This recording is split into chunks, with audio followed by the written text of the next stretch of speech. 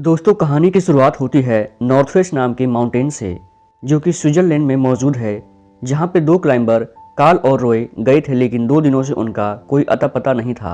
इसलिए उनको ढूंढने एक प्लेन को भी भेजा गया था, पर वो नहीं मिले।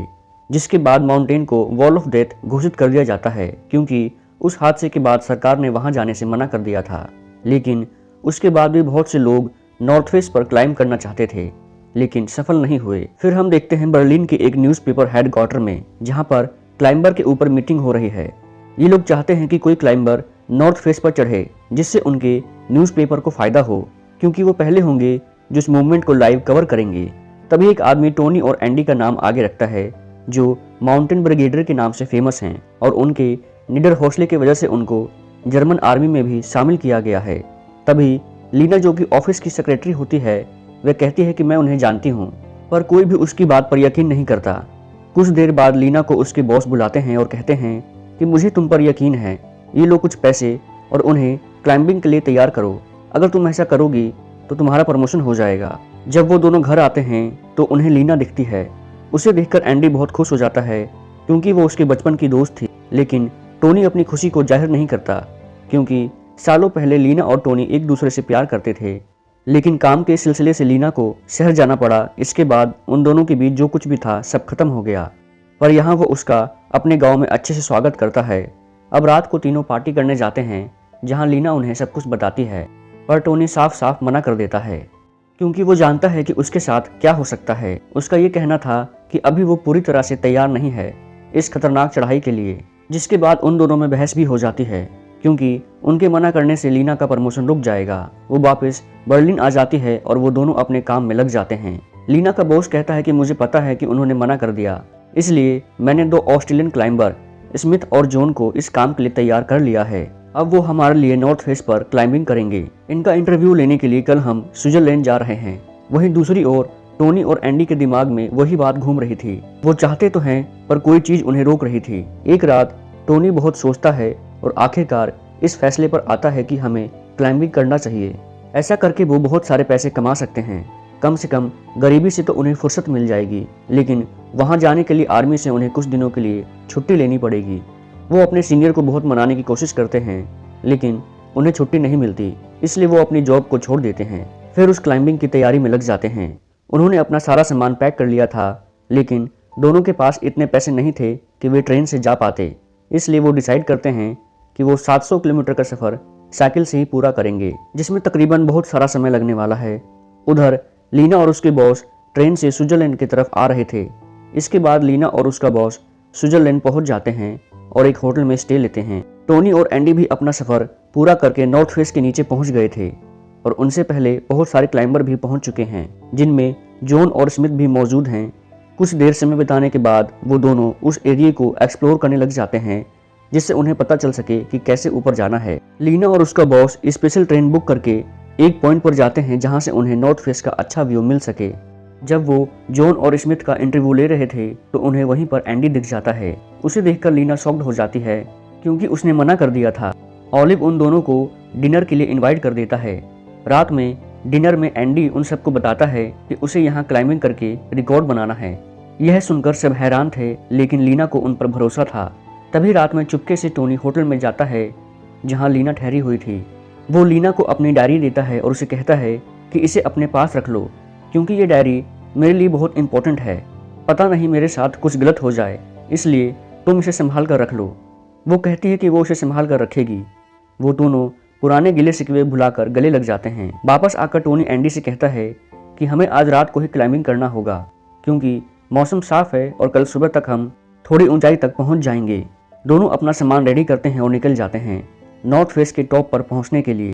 दोनों को जाते हुए स्मिथ और जॉन भी देख लेते हैं, तो वो लोग भी उनके पीछे पीछे क्लाइंबिंग करना शुरू कर देते हैं। धीरे धीरे सूरज निकल जाता है। तभी एंडी से एक पत्थर टूट जाता है और जाकर सीधा जॉन के सिर पर लग जाता है। तब पहली बार टोनी और एंडी को उन दोनों को देखने को मिलता है। वो उन दोनों को वार्न भी करते हैं कि वो उनके पीछे ना आए, लेकिन वो नहीं मानते, क्योंकि वो जानते हैं कि टोनी और एंडी उन दोनों से क्लाइंबिंग में बेहतर हैं। इसलिए अगर वो उनके पीछे पीछे क्लाइंबिंग करेंगे तो ऊपर तक पहुंच जाएंगे। उधर होटल में उन सबको पता चल जाता है कि 2 टीम ने क्लाइंबिंग करना शुरू कर दिया है। इसीलिए सभी लोग अपना अपना टेलीस्कोप लेकर बालकनी में आ जाते हैं। उन चारों की फ़ोटो लेने के लिए सभी में होड़ लग जाती है। वहीं वो लोग नॉर्थ फेस पर धीरे धीरे करके आगे बढ़ रहे थे, लेकिन उनके पीछे ऐसा मोड़ आता है जहां टोनी अपना हुनर दिखाता है। वो एक रस्सी की मदद से दूसरी तरफ छलांग मार के चला जाता है, लेकिन जब बारी जॉन और स्मिथ की आती है तो उन्हें करने में ये बहुत दिक्कत आती है, लेकिन जैसे तैसे करके वो भी कर ही लेते हैं। अंधेरा होने के बाद टोनी और एंडी वहीं पर रात गुजारते हैं, सिर्फ एक रस्सी के सहारे।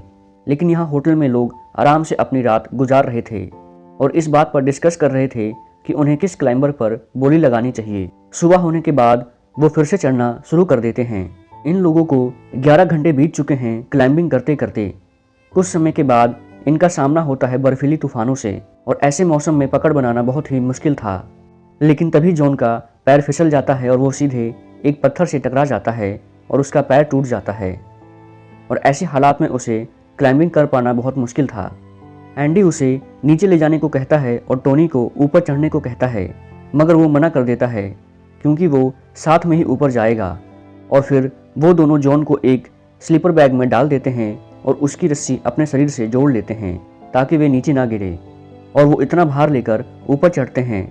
लेकिन ठंडी लहर तेज हो जाती है जिससे ऊपर चढ़ना मुश्किल हो रहा था।